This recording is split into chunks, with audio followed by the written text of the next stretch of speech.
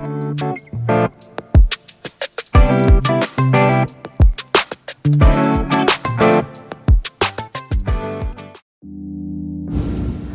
day comes, we ask ourselves, where can we find light in this never-ending shade? A loss we must carry, a sea we must wade. We've braved the belly of the beast and learned that quiet isn't always peace, and the norms and notions of what just isn't always justice. And yet, the dawn is ours before we knew it. Somehow we do it. Somehow we've weathered and witnessed a nation that isn't broken, but simply unfinished. We, the successors of a country, in a time where a skinny black girl, descended from slaves and raised by a single mother, can dream of becoming president, only to find herself reciting for one. Never been more optimistic, speeches, songs, and celebrations capped Biden's inauguration day as it happened.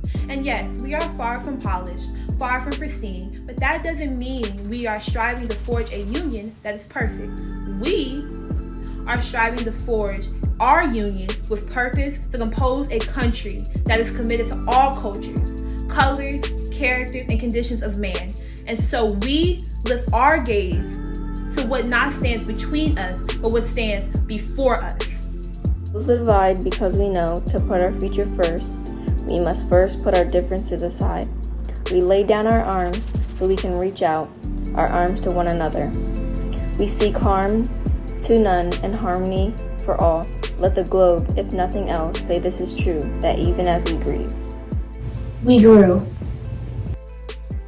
that even as we hurt, We hoped, that even as we tired, We tried. that will forever be tied together. Victorious. Not because we'll never again know defeats, but because we'll never again sow division. Scripture tells us to envision that everyone shall sit under their own vine and fig tree, and no one shall make them afraid.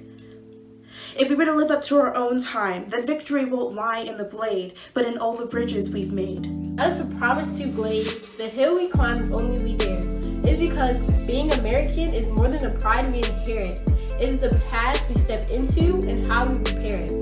We've seen a force that would rather shatter our nation than share it, and that would destroy our country if it meant delaying democracy, which very nearly succeeded.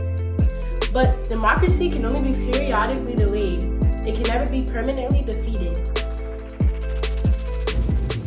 In this truth, in this faith, we trust. For while we have our eyes on the future, history has its eyes on us. This is the era of just redemption. We feared it at its inception. We did not feel prepared to be the heirs of such a terrifying hour, but within it, we found the power to author a new chapter, to offer hope and laughter to ourselves.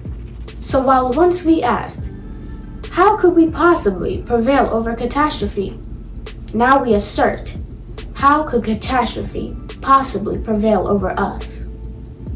we will not march back to what was, but move to what shall be. A country that is bruised, but whole, benevolent, but bold, fierce and free.